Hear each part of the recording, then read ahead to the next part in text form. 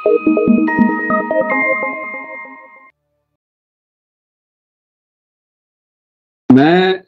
Commander Anil Malani हूँ। मैं भारतीय नौसेना में नौकरी करके सेवानिवृत्त होके अब मैंने रिलायंस ज्वाइन किया है। मैं 1992 में अपना 12th कंप्लीट करके एनडीए ज्वाइन करके 3 साल वहाँ ट्रेनिंग की और दिसंबर 95 में वहाँ से ट्रेनिंग कंप्लीट करके नेवी में मैं अफसर बना। वहाँ पे मैं कम्युनिकेशन स्पेशलिस्ट था और मैं आईएनएस विराट जो हमारा एक एयरक्राफ्ट कैरियर हुआ करता था पहले, वहाँ से मैंने 18 साल करीब में फ्लाइंग की है। उसके बाद में मैं आप ही जैसे यंग बच्चों के साथ ट्रेनिंग का काम करता था।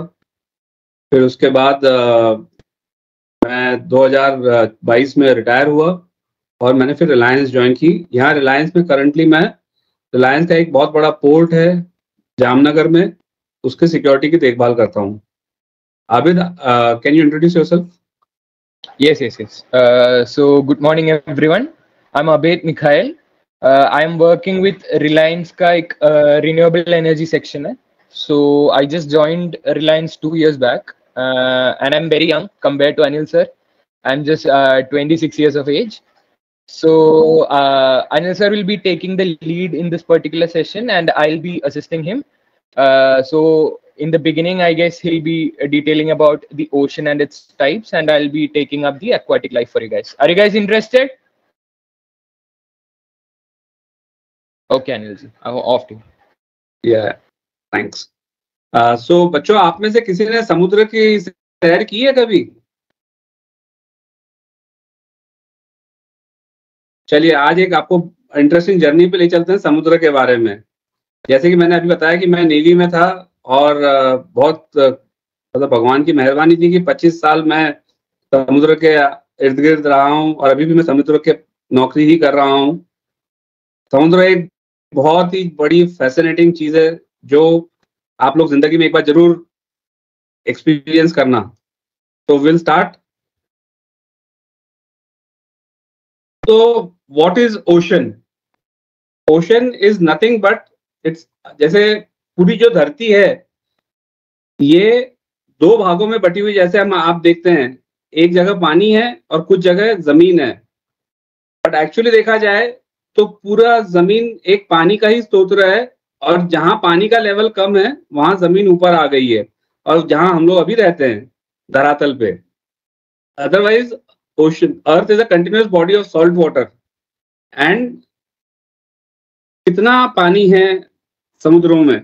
तो पहली बात तो अपने अर्थ का 70% जो सरफेस है वो पानी से भरा है और 97% ऑफ अर्थ का जो वाटर है वो ओशंस में है।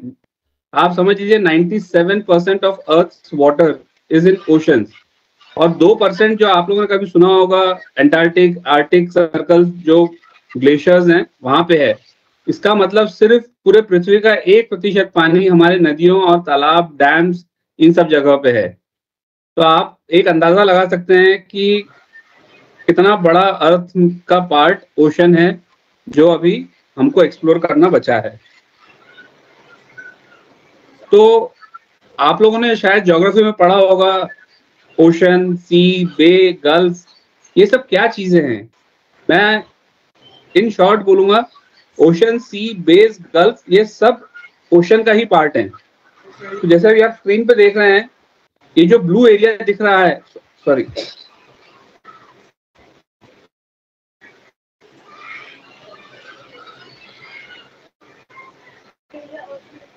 जो ये ब्लू एरिया दिख रहा है ये पूरा समुद्र है। इस समुद्र में कुछ पार्ट्स है, जैसे यहाँ देखेंगे आप अरेबियन सी लिखा हुआ है, यहाँ बे ऑफ बंगाल लिखा हुआ है और यहाँ गल्फ ऑफ ओमान लिखा हुआ है।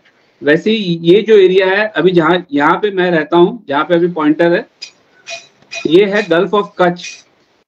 ठीक है, तो अभी देखते हैं कि इसको, जैसे आप देखेंगे गल्फ एक छोटा सा जमीन के बीच में से एक, जैसे नदी बह रही हो वैसे एक समुद्र का एक किनारा एक जाता है दरिया अंदर, इसको गल्फ कहते हैं। सी उसको कहते हैं जो जमीन के पास हो, जैसे समुद्र में 2 पार्ट है, सी और ओशन। जो समुद्र जमीन के आसपास होता है उसे सी कहते हैं और जो समुद्र से काफी लैंड से काफी दूर होता है, उसे ओशन कहते हैं। और भी उसके टेक्निकल पैरामीटर्स हैं, जैसे कि टेम्परेचर, डेप्थ एंड ऑल, हम उसमें नहीं जाएंगे। मोटा मोटी ये समझना ठीक है हमारे लिए कि जो जमीन के आसपास की एरिया समुद्र है उसे सी कहा जाता है, और जो बीच समंदर है उसे ओशन कहते हैं। और पूरे इकोसिस्टम को भी ओशन कहते हैं। बे ऑफ बंगाल, तो ये बे का क्या मतलब है? बे का मतलब ये है कि तीन तरफ से उस पानी की बॉडी में तीन तरफ कम से कम जमीन होनी चाहिए, और एक ही तरफ वो ओपन टू सी रहता है। इसको कहते हैं बे ऑफ बंगाल। ये पूरा जो पानी है ये इंडियन ओशन का है। तो हम इससे आगे चलते हैं अभी। तो क्या ओशन और जमीन में कुछ फर्क है? पहली बात तो मैं कहूंगा कोई फर्क नहीं है। जमीन और ओशन एग्जैक्टली अगर पूरा पानी निकाल लिया जाए तो जैसे जमीन है एग्जैक्टली वैसी ओशन है। और फर्क सिर्फ इतना है कि ओशन में जमीन के ऊपर पानी है और धरती में ओशन के ऊपर हवा है। As you can see in this picture, समुद्र में भी नीचे ऐसे, जहां मेरा कर्सर है अभी, ऐसे जमीन के नीचे भी बड़े बड़े माउंटेन्स हैं, हिल्स हैं, उसमें भी एनिमल्स हैं, सी एनिमल्स हैं। उसके अंदर भी टूरिज्म है, इंसान पहुंच चुका है। पेड़ पौधे हैं उसके अंदर भी। जैसे हमारे यहाँ सड़क किनारे आप देखते होंगे, कभी आप जाते होंगे पहाड़ों में तो चट्टान देखी होगी आपने, वैसे समुद्र के नीचे चट्टाने हैं, कोरल्स हैं, जो एक प्रकार का पत्थर ही है। और इंसान ने वहां पे भी अपने मार्क छोड़ रखे हैं। जैसे कभी आपने देखा होगा सड़क किनारे कोई गाड़ी का एक्सीडेंट हुआ है, उसको वहीं छोड़ के चले जाते हैं लोग। वैसे समुद्र में भी ऐसे बहुत सारे जगह पे कुछ जहाज डूबे हुए हैं। और सबसे जो समुद्र की और धरती की एक कॉमन बात है, वो है कचरा। इंसान जहां जहां गया है वहां हर जगह कचरा पहुंचा दिया है, और समुद्र की भी हालत बहुत खस्ता कर रखी है हमने। तो आप बच्चों इसका ध्यान रखिएगा कि जहां तक हो सके please take care of waste, क्योंकि वो वेस्ट किसी न किसी रूप से आप जहां पे भी आप रहते हैं वहां से भी होता होता समुद्र तक पहुंचता है, पानी नदी के थ्रू या कोई और तरीके से वो समुद्र तक पहुंच जाता है। तो कचरा नहीं फैलाना, और कचरा अपना जैसा डिस्पोजल है आपके आसपास में उसको वैसे ही डिस्पोज करना चाहिए। तो will see a short video कि दुनिया में कितने तरह के ओशंस हैं। अगेन जैसे अभी हमने डिस्कस किया, पूरी दुनिया एक सिंगल ओशन ही है, लेकिन सिंगल ओशन रहेगा तो उसका नाम कैसे रखेंगे, उसको कैसे आइडेंटिफाई करेंगे, इसलिए इन ओशंस को 5 भागों में विभाजित किया गया है।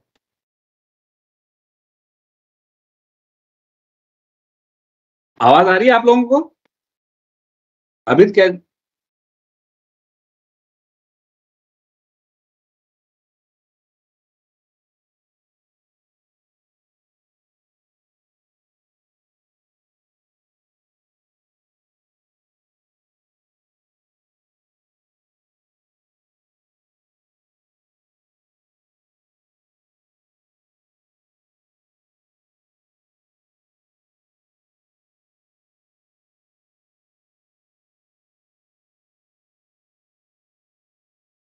तो जैसा अभी हमने सुना, ये पूरे ओशंस के 5 नाम हैं। The Atlantic, Pacific, Indian ocean. जो नॉर्थ पोल के आसपास है उसको आर्टिक ओशन या नॉर्दर्न ओशन भी बोलते हैं, और जो साउथ पोल के पास में है उसे अंटार्कटिक ओशन या सदर्न ओशन भी बोलते हैं।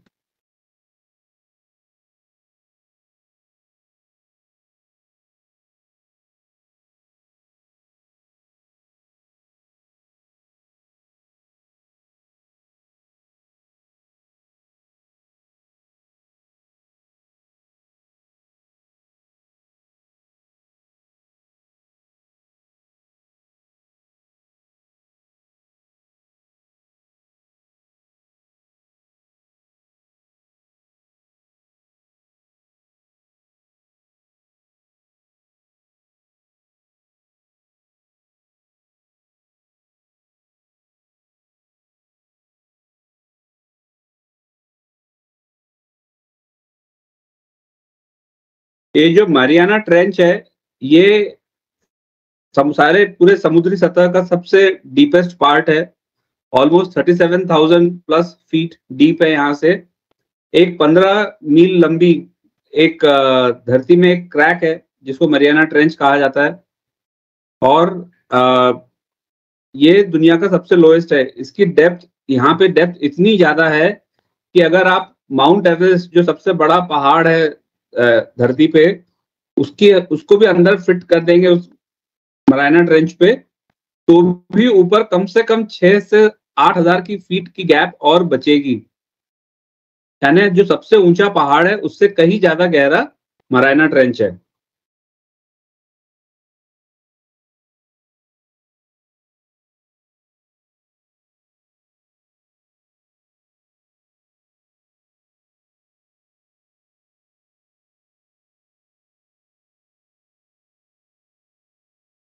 ये जो आप सामने देख रहे हैं, ये एक अनमैन्ड सबमर्सिबल जो नीचे भेजा गया था मानव द्वारा, इसका नाम है चैलेंजर डीप, और इसी के नाम के पीछे मरियाना ट्रेंच का जो डीपेस्ट पॉइंट है उसका नाम चैलेंजर डीप रखा गया है।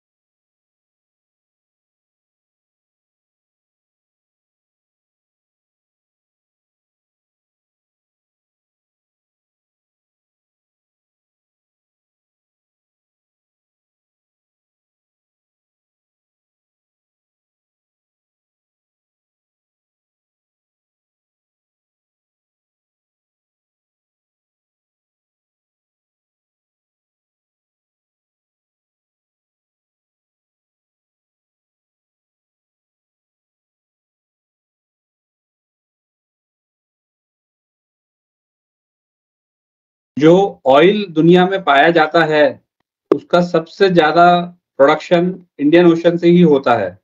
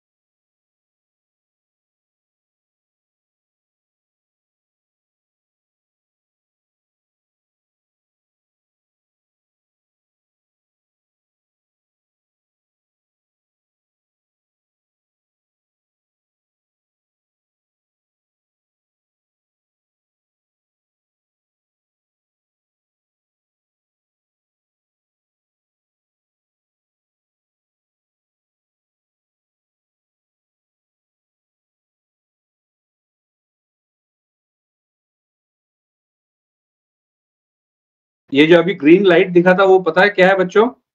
Anybody? It is called northern lights.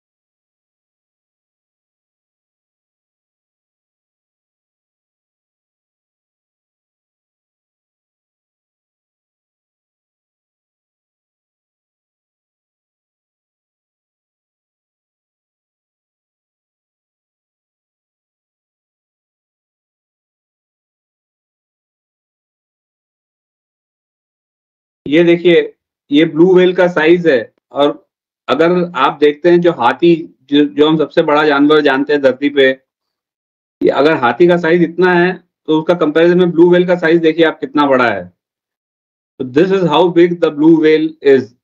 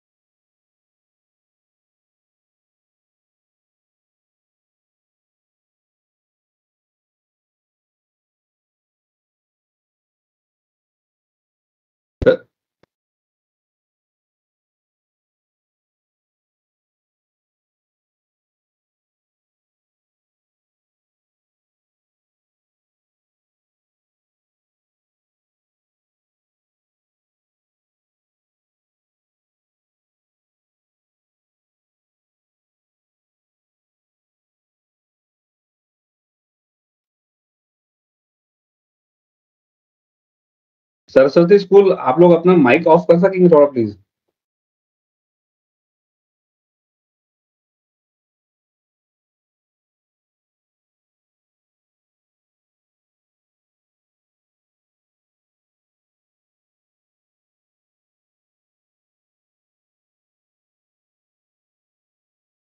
हमने अभी यही बात की थी कि समुद्र में बहुत ज्यादा गार्बेज हो चुका है और उसके बहुत ज्यादा इल इफेक्ट्स हमारे ऊपर आएंगे, जो आने वाले स्लाइड्स में मैं आपको दिखाऊंगा कि क्यों समुद्र हमारे लिए बहुत ज्यादा महत्वपूर्ण है और समुद्र को सही तरीके से मेंटेन करना हमारी बहुत बड़ी जिम्मेदारी है।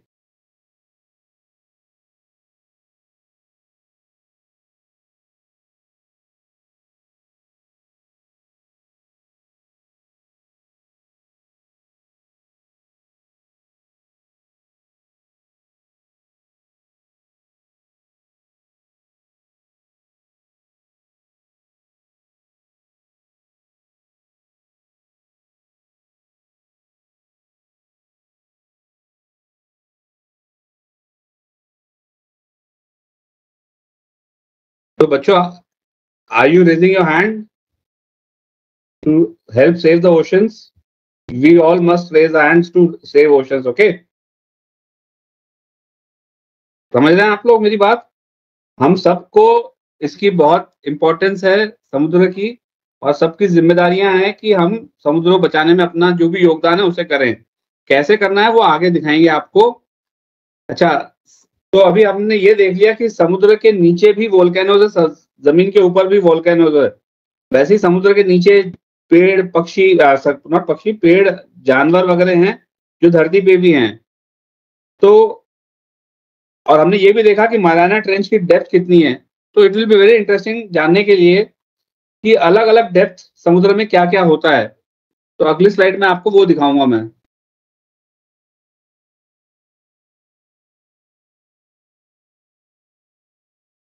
कितना गहरा हो सकता है समुद्र।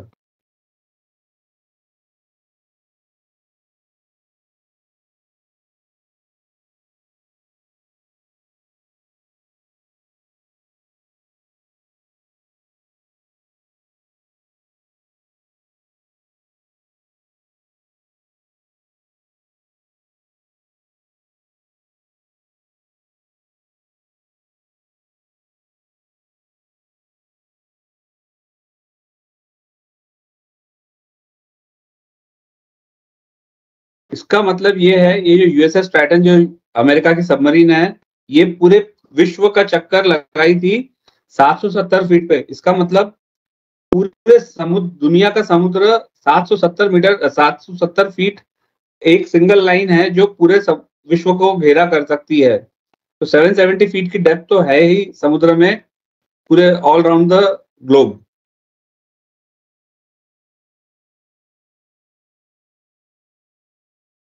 ये जो बंदा था ये 831 फीट तक डीप डाइव किया था इन्होंने, जहां पे ह्यूमन बॉडी के ऊपर प्रेशर 26 टाइम्स हो जाता है। तो इतना हाई प्रेशर के अंदर इन्होंने डाइव किया था। As you keep going down in the ocean, the pressure starts increasing and that is why it is such a big feat for him. बहुत बड़ा अचीवमेंट है ये उनका।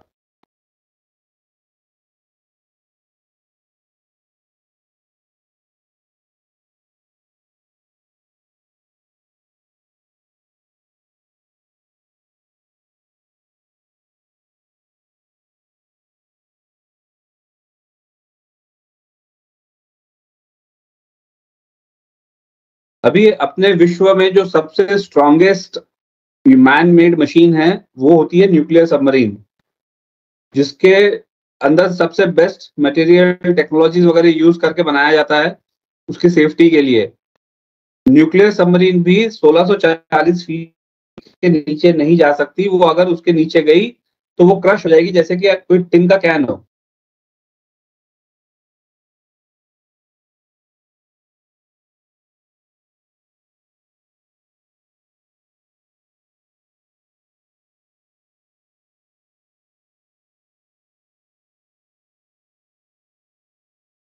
तो 3300 फीट के नीचे सनलाइट भी नहीं पहुंच सकती है वहां पर समुद्र में।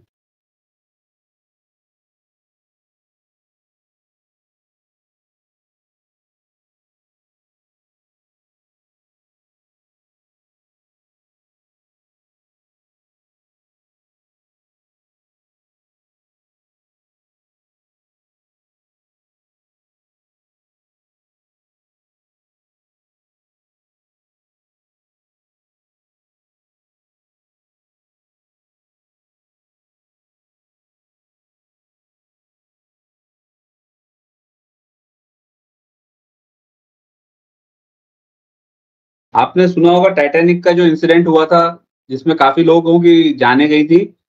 टाइटैनिक अभी जहां पे है उसकी डेप्थ 12,500 फीट है।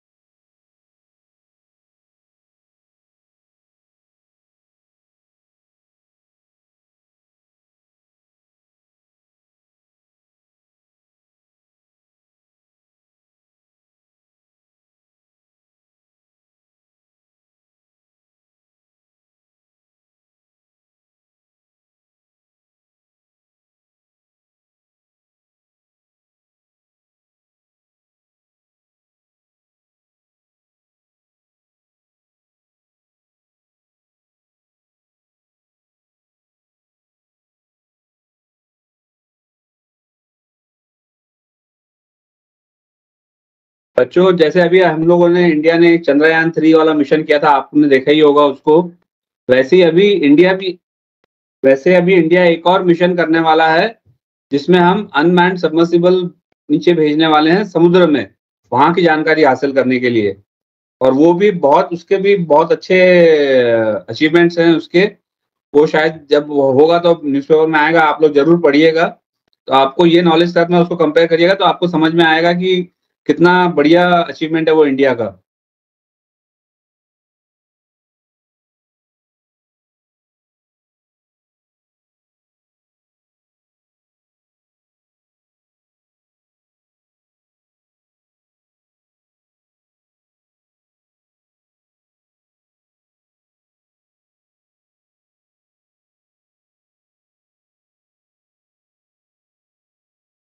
तो नेक्स्ट थिंग इज कि why do we need oceans. Oceans हमें क्यों चाहिए। सबसे पहले ओशन से मॉनसून साइकिल जो आप लोगों ने शायद पढ़ा होगा अभी ज्योग्राफी वगैरह में, कि जो हमें बारिश होती है हमारे यहाँ, तो बादल सारे समुद्र से बनकर आते हैं। तो हमें पानी का जो सप्लाई है धरती पे, उसका बिगेस्ट सोर्स उसका है समुद्र।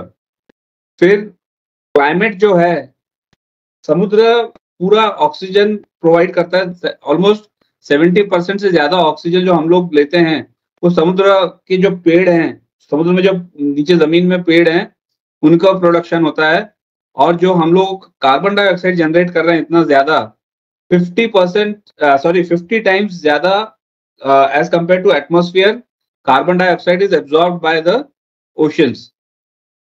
और समुद्र वाकई बहुत सुंदर लगता है, ये तो खैर मुझे बोलने की जरूरत नहीं है।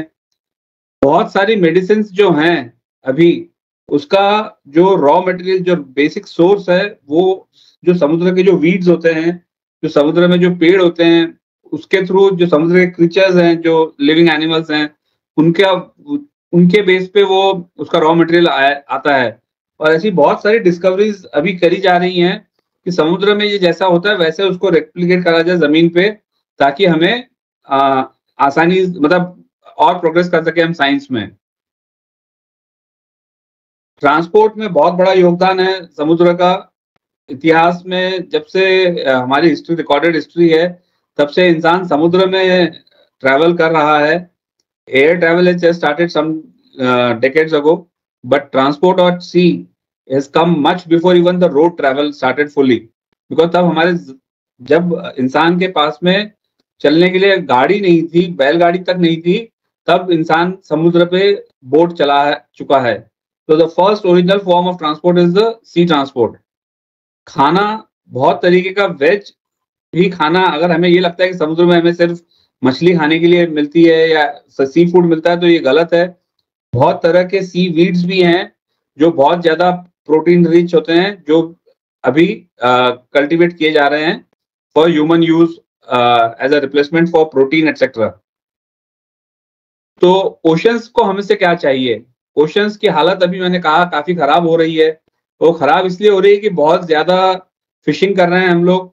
और जब आप कोई भी चीज में से फिश, जैसे अभी आप निकालोगे वहां से, तो उनका पूरा इकोसिस्टम खराब हो रहा है। तो जरूरत है कि सारी विश्व में एक ऐसे कोई पॉलिसी बनाई जाए on limiting the fishing activity, so that oceans की लाइफ बढ़ जाए। प्लास्टिक हमने डिस्कस कर ही लिया है। बहुत तरीके के पोल्यूशन भी हम पानी में, समुद्र के पानी में जा रहे हैं इंसानों द्वारा, जिससे अगेन वहां के जो सी लाइफ है उसके ऊपर नेगेटिव इफेक्ट है।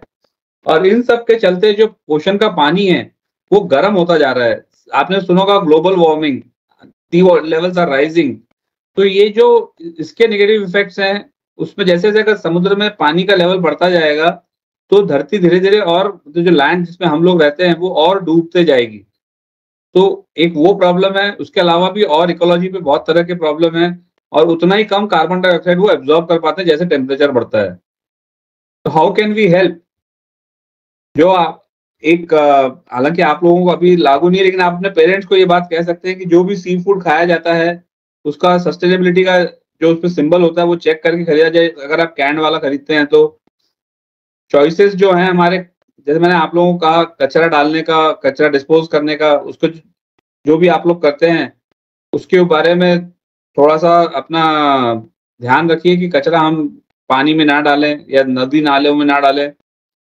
और जब हो सके लोगों से स्प्रेड करिए इस अवेयरनेस को। आप लोग कहीं जाते भी हैं, समुद्र, कोई बीच पे घूमने जाते हैं, गोवा वगैरह, तो वहां पे भी इसका ध्यान रखिए कि this should be, others should also be told about this. I have finished, अभी you can continue. Okay, thank you sir, thank you very much for a very insightful sessions. मुझे भी बहुत सारे सीखने को मिला इससे, टू बी ऑनेस्ट। है ना बच्चों? प्लेजर। ओके, सो सर ने बहुत बहुत कुछ बता दिया हमको, है ना, ओशियंस के बारे में, टाइप्स ऑफ ओशियंस और the lifes under it. So I'll give you a little more brief, you know, about the types of life under the sea. तो आप लोगों को क्या लगता है सी के अंदर क्या क्या लाइफ्स होते हैं? फिशेस है ना? और क्या होता है? whales,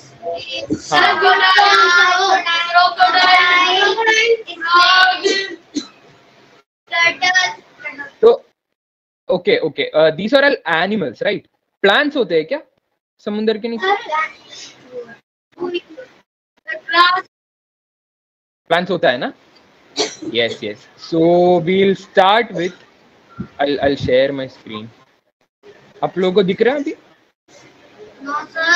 No sir. दिख रहा है? Yes sir. Yes sir. Yes sir. Yes, we can see it. Okay okay. We begin our journey with Anil आवाज भी आ रहा है? Yes, we can hear you. We can hear you. No, the diverse underwater Yes, flora. video also. A world beneath the surface filled with vibrant colors and captivating designs. The ocean floor is a landscape meticulously crafted by these architects. They're not ordinary plants, they're a vital lifeline. The seagrasses, for instance, far the definition of a simple plant. Serving as a sanctuary for a myriad of marine life, they create a bustling undersea metropolis.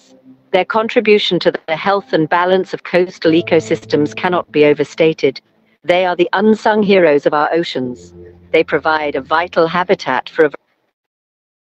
Yeah, so basically what is being shown here is that sea के अंदर बस fishes, octopus, whale, sharks, बस ये नहीं होता, बहुत सारे plants होता है ना?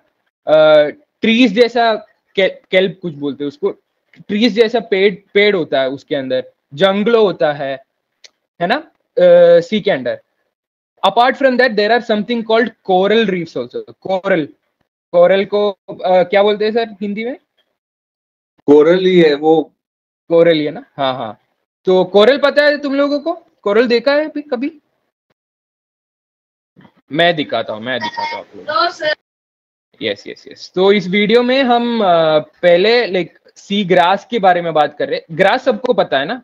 ग्रास तो हर जगह है, जो हमारा घास होती है. हाँ ग्रास है ना? तो समुद्र के अंदर भी ग्रास होता है, उसको हम सी ग्रास कहा जाता है, सी ग्रास. ओके, तो ये वीडियो में मैं अब दिखाता हूँ. variety of marine life and are key players in coastal ecosystems. Venture deeper and you'll encounter the majestic kelp forests, an ethereal world hidden beneath the water's surface, where sunlight filters through towering kelp, casting a mystical emerald light. These forests of the sea aren't trees, but large brown algae, reaching up to 150 feet, competing for sun rays. It's a realm of silent whispers, where fish dart between the kelp and seals play hide and seek in the oceanic jungle. It's a world alive with biodiversity, providing shelter for a multitude of marine species. They are the enchanted forests beneath the waves. Then there are the coral reefs, the rainforests of the sea. Like a kaleidoscope of life under the surface of the azure waters, they are alive with vibrant hues and bustling activity. Rich in diversity, they are a... ये जो अभी screen पे है ना बच्चों, वो होता है कोरल रीफ्स, है ना? क्या होता है वो? हाँ, कोरल रीफ्स. ये दिखने में प्लांट्स जैसा लगता है ना? हाँ, प्लांट्स और एनिमल्स में क्या फर्क होता है? मेनली क्या फर्क होता है? आप लोगों को फोटोसिंथेसिस के बारे में पता है? फोटोसिंथेसिस, हाँ, फोटोसिंथेसिस क्या होता है?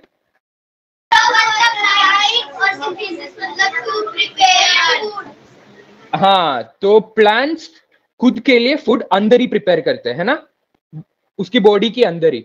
बट हम ऐसे करते हैं क्या? नहीं ना, हम तो कढ़ाई में, तवा में सब पकाते हैं ना, कुक करते हैं फूड. बट प्लांट्स उसकी बॉडी के अंदर ही कुक करते हैं. तो that is the main difference between plants and animals. और बहुत सारे डिफरेंसेस है, but this is a very big difference. तो coral reefs looks like a plant, है ना? ये जो दिख रहा है, this looks like a plant, no? Radiant tapestry of different species, each playing a vital role in the harmonious symbiosis of this underwater. From the dazzling...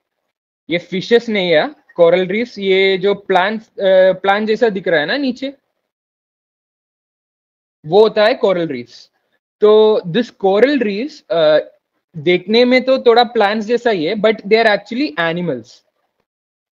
they can't, you know, they can't make food on their own with photosynthesis and all. What they do is they eat little fishes को खाते हैं ये coral reefs, है ना. तो this is coral reefs. ये हमको देखने में बहुत मिलते हैं हमारे लक्षद्वीप, अंडमान, इधर सब. आई गेस इंडिया में भी there will be some places where we can see coral reefs. Array of fish that dart among the intricate labyrinth of coral structures, to the elusive and majestic sea turtles that find shelter within their strongholds. These reefs are a testament to the beauty and resilience of life.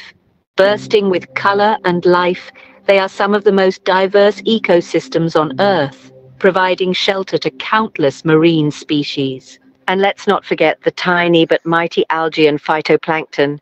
These often overlooked life forms are infinitesimal in size, but colossal in their significance. Too small to be seen by the naked eye, these microorganisms proliferate throughout the world's oceans, quietly undertaking a mission of utmost importance. Their daily labor forms the keystone of the oceanic ecosystem. Through the process of synthesis, they generate half of the world's oxygen and serve as the primary food source for a vast array of marine animals. These microscopic organisms are the unsung heroes of the ocean, forming the foundation of the marine food chain. Now shift your attention. तो क्या-क्या देगा plants में हम? Hello? क्या-क्या देगा? There are kelp forest, है ना? What is kelp forest? वो जो पेड़ जैसे होते हैं ना, लंबे-लंबे समुद्र के नीचे, वो होता है kelp forest. फिर उसके बाद हम देखा coral reef. Coral reef plant या एनिमल है? एनिमल. एनिमल क्यों है? वो खाता क्या है? What does coral reef? हाँ, स्मॉल फिशेस, है ना. एंड फिर हमने देखा एल्गे. वो एल्गे नहीं, क्या बोलते हैं उसको? Phytoplankton I guess. Phytoplankton. Mighty algae and phytoplanktons. तो एल्गे क्या है सर, थोड़ा समझ सकते हैं? एल्गे भी एक प्रकार से लिविंग, जैसे आप लोगों ने देखा होगा अपने घर में, जब आपके घर के आसपास में जब बहुत बारिश होती है, जब जमीन गीली रहती है, तो उसके ऊपर एक हरा कलर का एक कोट आ जाता है. देखा है आप लोगों ने? वो हम ऐसे निकाल सकते हैं. उसी को जब समुद्र में जो उसका एक प्रकार जो होता है, उसको एल्गे कहा जाता है. एक और चीज है जो कोरल के बारे में आपको बताना चाहूंगा मैं, कि corals are living till certain point, और उसके बाद जैसे पत्थर हम डेड रहते हैं, पत्थर में कोई जान नहीं होती, लेकिन corals are alive, corals breathe till certain point. And सबसे बड़ा फंक्शन कोरल का एक और जो है वो ये है कि वो हीट सिंक का काम करते हैं. हीट सिंक क्या होती है बच्चों?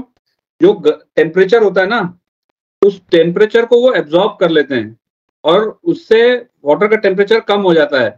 जब वाटर का टेम्परेचर कम होता है और सरफेस ऑफ ओशन पे जब टेम्परेचर बढ़ता है, तो फिर वो वाटर पूरा टेम्परेचर एब्जॉर्ब कर लेता है. उससे हमारे यहाँ गर्मी ज्यादा नहीं बढ़ती. तो ये सारा प्रोसेस जो है ओशन का, इसकी वजह से हम लोगों को कंफर्टेबल लाइफ जीने के मौका मिलता है धरती पे. ठीक है, चलिए please. Coral reefs. So we saw the type of plants underneath the sea, right? Now, abhi aage in the video, you'll see beautiful visuals of sea animals. हमको पता है, तुम लोगों तो बता दिया था मुझे. Fishes होते हैं, octopus, turtles, है ना? Tortoise, ये सब होते हैं इसके अंदर. तो हम वीडियो में वो भी देखेंगे एक बार. फिर उसके बाद question and answer session. Okay?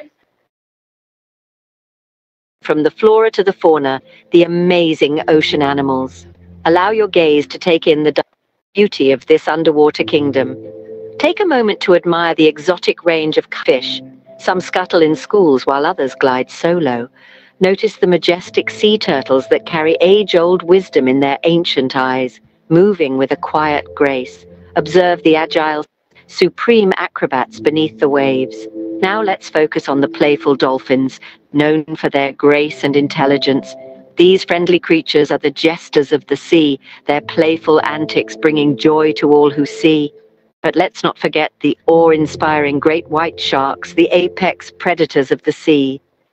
With razor-sharp teeth and immense power, they reign supreme, commanding respect from all who dare to venture into their territory. The ocean, a world full of countless marvels, where every creature is a testament to nature's artistic brilliance. Witness the grand journeys of sea turtles, the ancient mariners of the ocean. These resilient creatures, encased in their tough, bony shells, have been traversing the vast, expansive blue for over 100 million years. Their existence, an awe-inspiring testament to the relentless march of evolution, speaks volumes about the intricate balance of life on our fascinating planet. Sea turtles undertake epic migrations, covering thousands of miles, guided by a natural compass that science is yet to fully understand. Their journeys are not without peril, threats both natural and man-made. Yet, they persevere by an innate survival instinct. They are a testament to the wonders of evolution and play integral roles in marine ecosystems.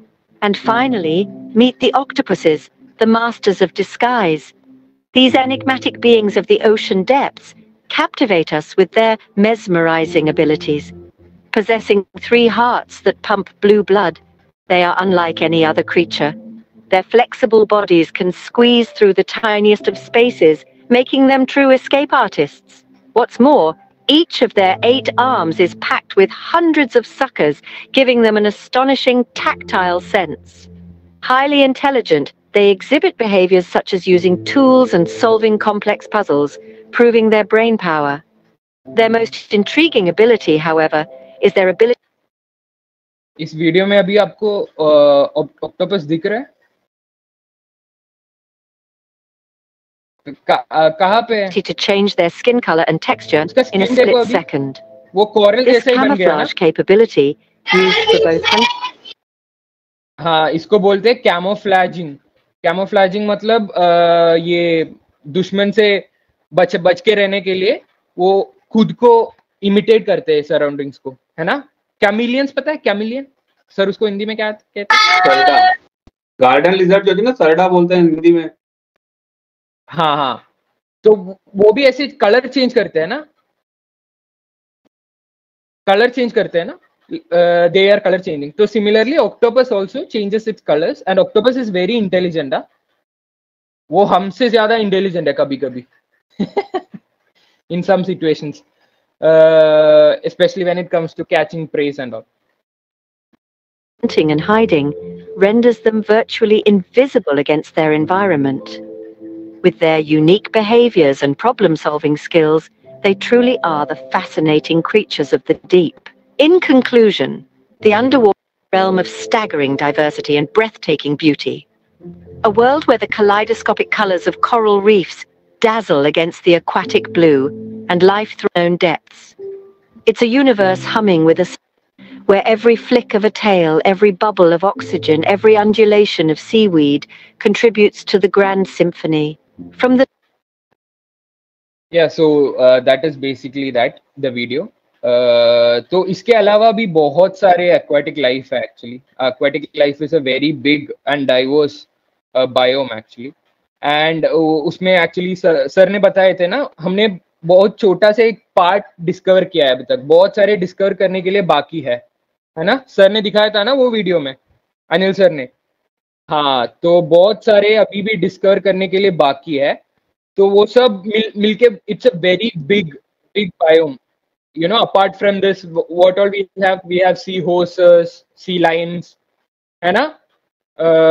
और बहुत सारे aquatic animals भी है. And there are many different types of fishes also. Crabs है, lobsters है ना? Shrimps है, piranhas, वो सब. तो अभी बच्चों टाइम का थोड़ा कंस्ट्रेंट भी है, तो we'll continue with the question and answer session, Anil sir. Yeah. Yeah. So,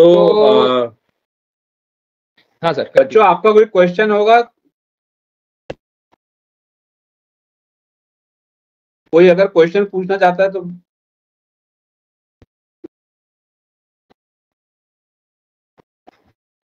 अभी you can stop the screen sharing, I guess. Yeah, sorry sir. No problem.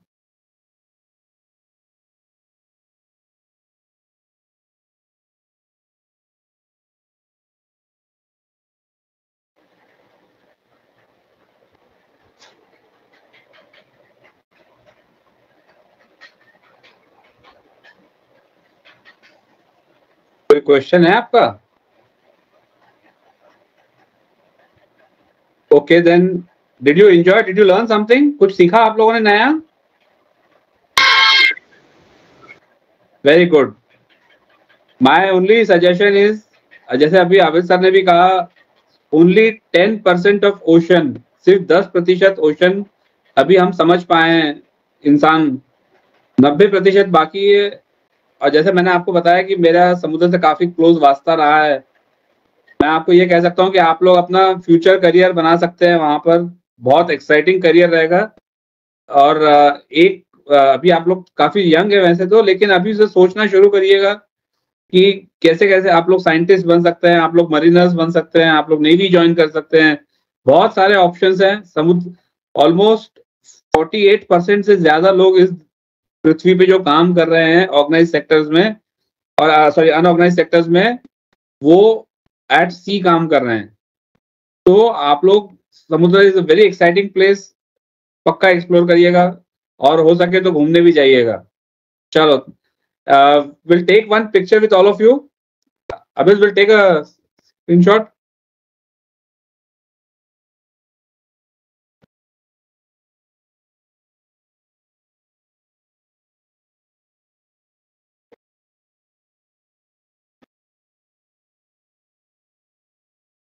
Thank you everyone.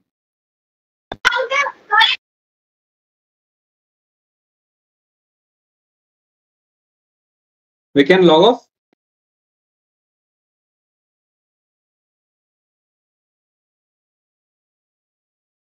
Bye.